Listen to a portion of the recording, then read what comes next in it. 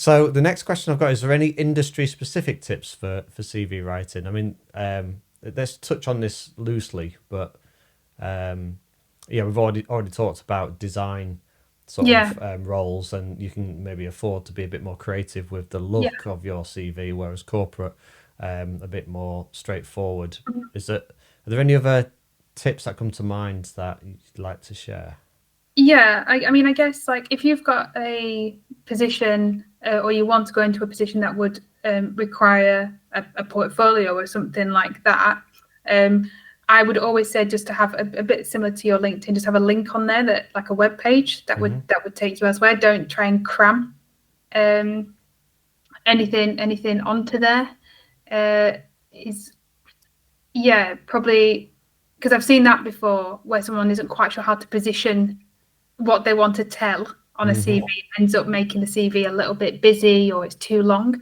So yeah, so if it is like a design position or even like engineering or in construction or anything like that, just have a web page. You can easily build a web page on something like Wix for free and just have it there. Just have like a landing page with all your stuff on. So that's one thing I Or you suppose. could direct to LinkedIn and just have it on LinkedIn, I suppose. Yeah, yeah, or you could do that. Yeah, whether I suppose suits best what it is that you want to display. How many CVs are actually printed out these days and handed over? Or somebody will print them and sit down in the cafe and then go through them? Because the thing about having electronic links, I mean, they can follow it if it's written down, Yeah, but yeah. if it's a hyperlink, they can't. But I mean, are they going to bother to type it in? Probably not. Whereas if it's electronic and it's a link, they could probably just click onto it. But I Exactly. don't know how many are actually printed. It's probably, maybe it's not that many, or maybe people still like to do that. Well, so when I was working, I suppose in a corporate environment, maybe seven years ago or so, the initiative was brought in about the save paper, Hmm. and I really think that that's had an effect. Like, because I used to love sitting down with a stack of CVs, and like you say, I'd go to a cafe or I'd bring them home and just go through and Hmm. highlight and whatnot. The kind of like like yeah, just go through them, check them. I honestly can't say I've printed a CV, gosh, probably in 5 years, maybe. Yeah. That I've not, and I can't see that.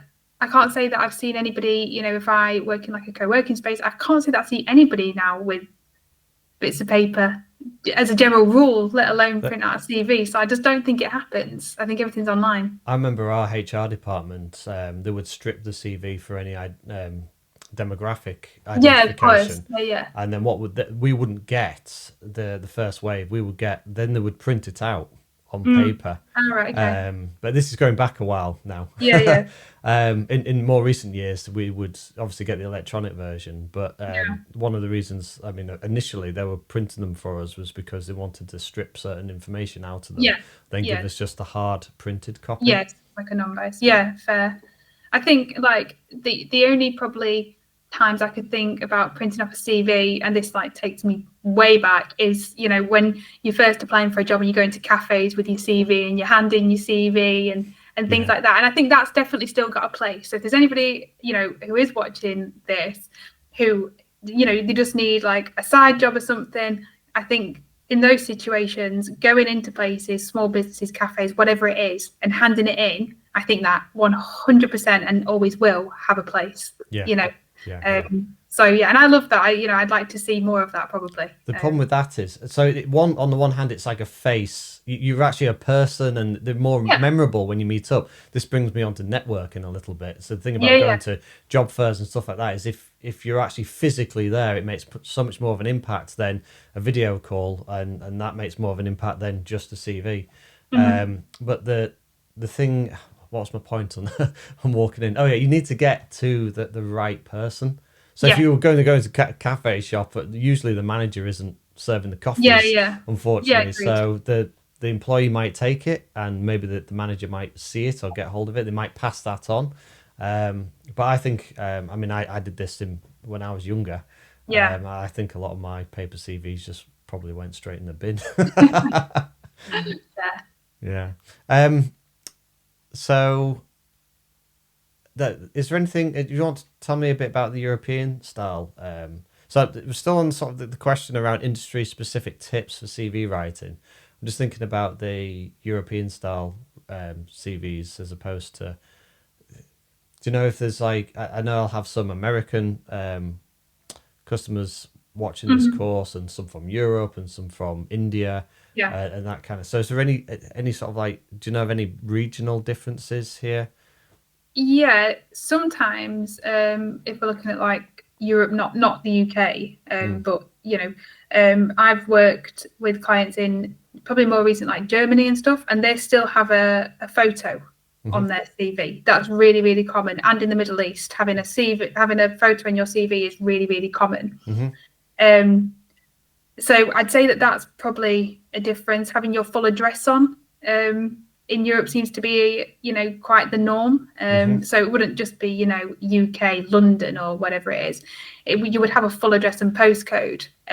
Is that essential? Because one of the things I say in the course is just make sure that they can contact you. Yeah, And it's tricky, isn't it? Because especially if a lot of people are remote now or are willing to relocate, I think having, if we're talking about the UK, especially having the UK and then the city that you're based in, or city that you're based in and open to relocation if that's relevant. Um, I wouldn't be putting my full address on there right.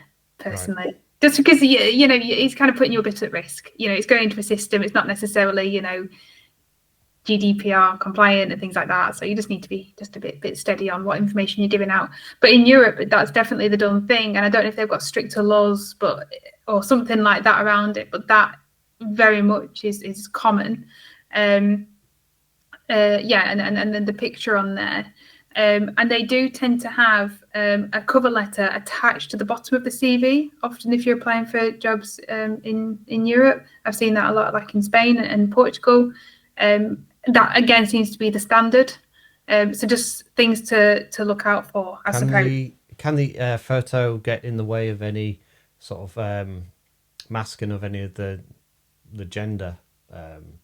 So like some HR departments want to make sure that it's a gender blind Yeah, they like make it not. recruitment. So if you've got a hard printed picture on your CV, then again they might be able to cover that up with the HR department. But does it Yeah, affect you in any way?